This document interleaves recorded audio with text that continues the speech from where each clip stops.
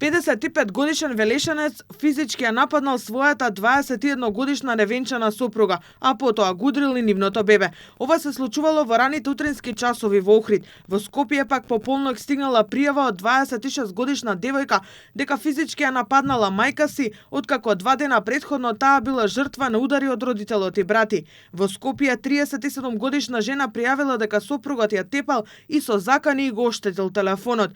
Но ова не се единствените случаи на семено насилство за последниот ден. Уапсени биле тројца, а во последните 3 дена 13 пријави регистрира полицијата.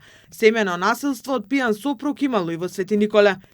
На 2 мај во 18 часот во Свети Николе полициски службеници од ОВР Свети Николе лишија од слобода 50 годишен маж од Свети Николе, постапувајќи по претходна пријава од неговата 55 годишна сопруга, дека во семејниот дом физички ја нападнал.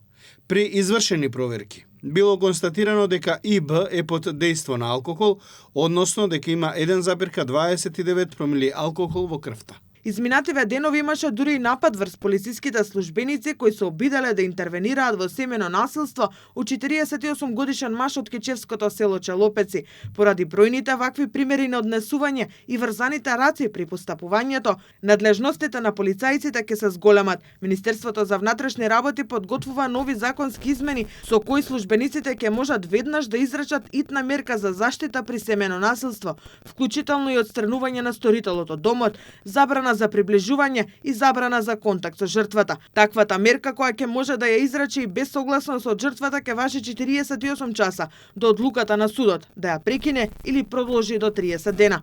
Паралелно со законските измени, МВР работи и на воведување боди камери за полициските службеници со цел интервенциите да бидат попрецизно документирани и да се намали можноста за различни толкувања на настаните. Според министерот Тошковски, измените ќе бидат во согласно со Истанбулската конвенција, што ќе представува суштинска промена во начинот на институционално постапување.